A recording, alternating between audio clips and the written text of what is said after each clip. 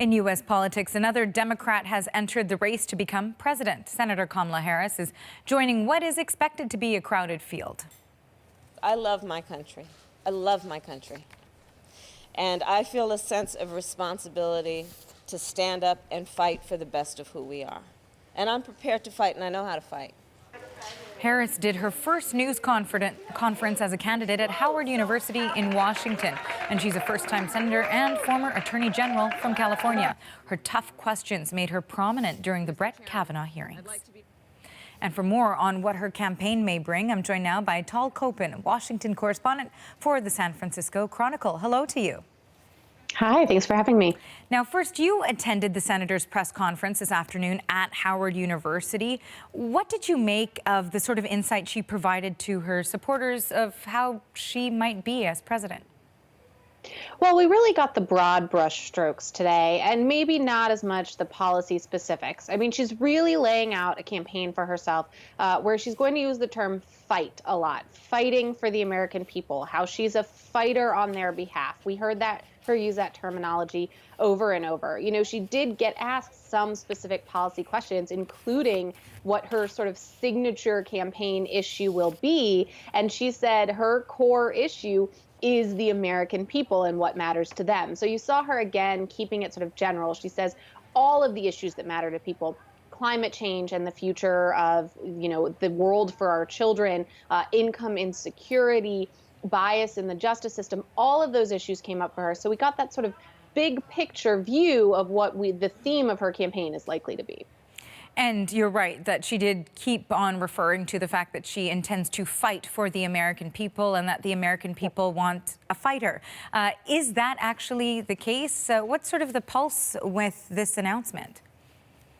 Well, I mean, obviously, we don't have a ton of polling right now, post-announcement. She's been sort of consistently among the candidates who have a shot. She's got some name recognition, but it's a crowded field of Democrats. And, one of the interesting things is we heard her talk a lot about being a fighter. It was always in these terms of fighting for something, which I actually did an interview with her at the end of last year, and that was something she really emphasized, that she sees it as a fight for and not against.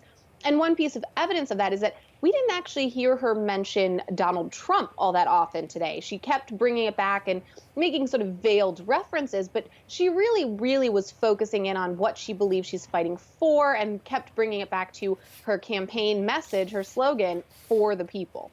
And perhaps that is one of the tactics that she may use to stand out, because we know it is expected again to be a crowded field. We know that former Vice President Joe Biden may be weighing in whether or not he'll jump into the race. Elizabeth Warren has said that she will. How do you imagine that Harris will stand out? It's going to be tough. She is one of the only women of color in the race. She may be the only woman of color when all's said and done. That is certainly one way she stands out. And, that wasn't lost in her campaign rollout. It was done on Martin Luther King Jr. Day. She mentioned how honored she was to do it. Her logo and theme referenced the campaign of Shirley Chisholm, the first Black woman to run in a major presidential party for president. All of those nods were there. At Howard, again, a historically Black university. So that's one way she stands out. But she was asked about this. How do you diversify yourself in a field that's full of progressives, full of senators or former senators in the case of Biden? Really a lot of standouts with national profiles. And she sort of demurred. She sort of said, I'm fighting for what I'm fighting for, and I'll leave the rest up to the voters. So a lot of that remains to be seen. And, perhaps when we get into the thick of it and there are debates and these candidates are going head to head, we might get more. But at the moment, she's sort of standing back and saying, this is what I believe in, and I'll let the voters decide if that's distinct. And now, given the sort of racial divisions, the tensions that currently exist within the United States, and also the polarization on gender issues, so her goal of becoming the first woman and second African American to hold the U.S. presidency, what sort of challenges might she face, again, given the current climate?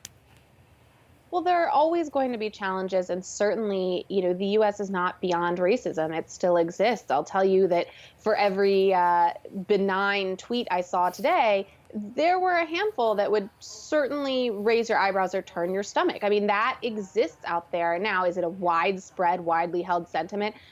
unclear, there are 3 women from the Senate already in this race, 4 if you include Tulsi Gabbard from the House. That alone is record-breaking. It remains to be seen if having so many women in the race can make it a little bit easier for any one of them to break through that glass ceiling that we've seen. But we've got a long road ahead of us, and certainly there's a lot to be seen in terms of what implicit biases the voters have or don't have, how all of these candidates actually handle themselves on the campaign trail. You know, the election of Barack Obama showed that there are some barriers that can be broken in this country, but it's a long road ahead to see actually who can do it and whether those barriers will go down this time around. And just very finally, we know that her courtroom experience has been something that has been called out, that people have supported or has been a positive for her. But also you said that there were some veiled references to Donald Trump, and a lot of people are going to see how candidates fare against the current U.S. president. How do you think her approach will fare in battling Donald Trump for the U.S. presidency?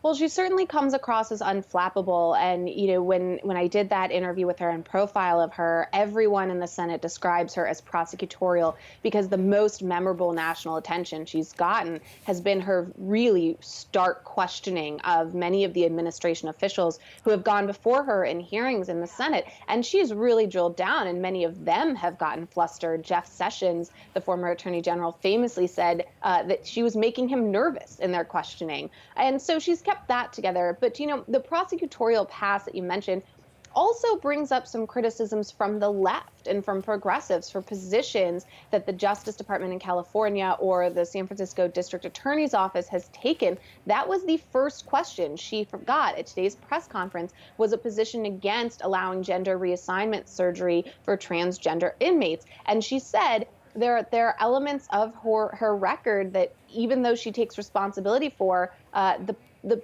positions that they took in her office run counter to her belief system. Those are going to keep coming up, and that's a very difficult thing for voters to swallow, as an answer that says, you know, I was just representing the interests of my clients who are the state or the district attorney's office, but I didn't believe in the positions that were taken. That's going to be a delicate needle for her to thread. So, you know, certainly she's tough under pressure.